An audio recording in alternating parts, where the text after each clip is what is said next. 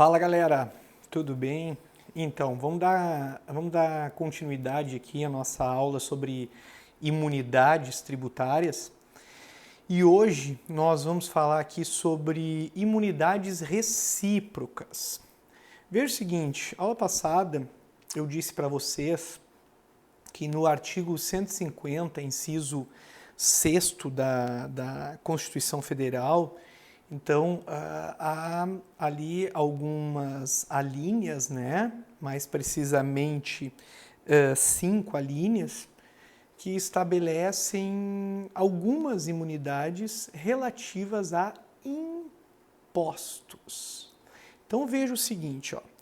O artigo 150 da Constituição Federal estabelece que, sem prejuízo de outras garantias asseguradas ao contribuinte, é vedado à União, aos Estados, ao Distrito Federal e aos municípios instituir impostos, a linha A, sobre patrimônio, renda ou serviços uns dos outros. Veja o seguinte, nós temos 5 espécies tributárias, conforme eu já conversei com vocês, né? Nós temos os impostos, as taxas, as contribuições de melhoria, os empréstimos compulsórios e as contribuições sociais.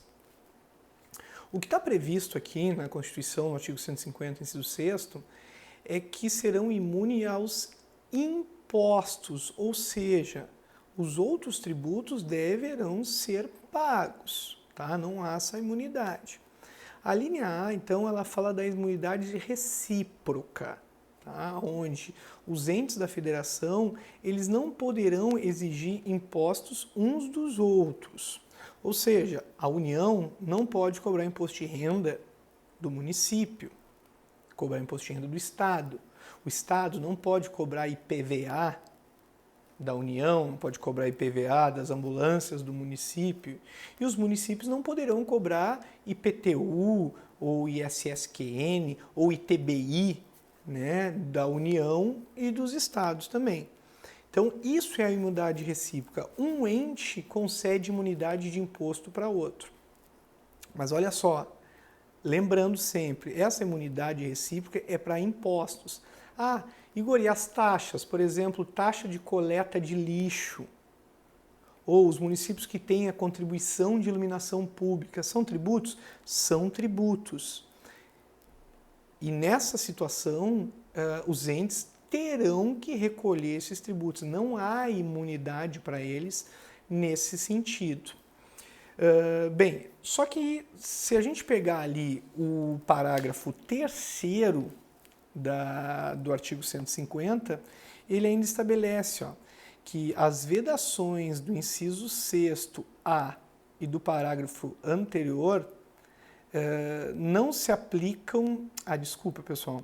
Antes vamos falar do parágrafo 2º, tá? Porque o parágrafo 2º do artigo 150, inciso 6º, ele estabelece que a vedação no inciso 6º, a linha A, ou seja, essa imunidade recíproca, ela é extensiva às autarquias e às fundações instituídas e mantidas pelo poder público, no que se refere ao patrimônio, à renda ou serviços vinculados às finalidades essenciais ou delas decorrente.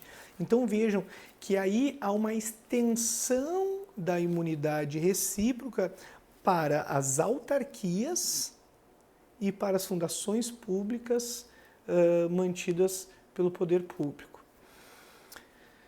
Não há a imunidade, então, para empresas públicas nem para sociedades de economia mista. Qual é a diferença, né? Vocês vão estudar isso depois melhor em direito administrativo, mas as empresas públicas são aquelas que o capital é 100% público. Já as empresas, sociedades de economia mista, ela tem parte pública e parte privada. Por exemplo, a Petrobras é uma sociedade de economia mista. 51% da Petrobras é do governo, os outros 49% estão pulverizados aí na mão de investidores, né? Então é da iniciativa privada. Nessa situação, elas não têm a imunidade, empresa pública e sociedade de economia mista. Por que que não tem? Porque são empresas que concorrem na iniciativa privada. E com isso, então, elas não teriam sentido de ter um benefício em prol das que não terão benefício, seria até uma concorrência desleal. Ainda o parágrafo 3º, agora sim, né, do artigo 150, inciso 6º, fala que as vedações do inciso 6º, a linha A, e do parágrafo anterior, não se aplicam ao patrimônio, à renda, aos serviços relacionados com a exploração da atividade econômica regidas pelas normas aplicadas em empreendimentos privados. Veja o seguinte, as autarquias, elas têm direito à imunidade? Segundo o parágrafo 2º, sim. Acontece que o parágrafo 3º, ele estabelece que se essas autarquias ou essas fundações públicas, elas estiverem, então, prestando algum tipo de serviço que concorre na iniciativa privada, elas não têm direito à imunidade. Um ótimo exemplo aqui da nossa região é a autarquia de ônibus de Rio Grande, que é a DATC, que é uma empresa de ônibus do município que faz linha de ônibus Rio Grande, Porto Alegre, concorre então com a empresa que nós temos que fazer isso hoje, que é Embaixador. Então, a autarquia, nessa situação, por concorrer com a iniciativa privada, ela não tem direito à imunidade de imposto também. Tá? Pelas mesmas razões de que uma empresa pública, uma sociedade de economia mista, também não tem o direito à imunidade. Outro detalhe importante, gente. Nós temos que pensar que essas imunidades de impostos, elas são para impostos diretos. Tá? Porque nos impostos indiretos, nós temos que analisar bem a situação. Ver o seguinte, o que são impostos indiretos? Impostos indiretos são aqueles que indiretamente chegam no contribuinte. Por exemplo, o ICMS. O ICMS, o imposto está embutido no preço. Eu, quando adquiro essa calculadora aqui, eu pago o preço dela. Agora, dentro do preço dela tem ICMS. Então, se essa calculadora aqui custa R$10 e o ICMS é de 18%, então R$1,80 do valor dela é ICMS. Os outros R$ 8,20 é o preço dela, mas eu pago 10. O ICMS está embutido. Isso é um imposto, então, indireto. Nessa situação, os municípios, eles não terão imunidade, os municípios, os estados, a União, os entes da federação, tá? E extensivo aquele das autarquias. Eles não terão imunidade nesses impostos indiretos quando eles forem os contribuintes de fato, quando eles forem os consumidores. Então, o contribuinte de fato é o próprio consumidor.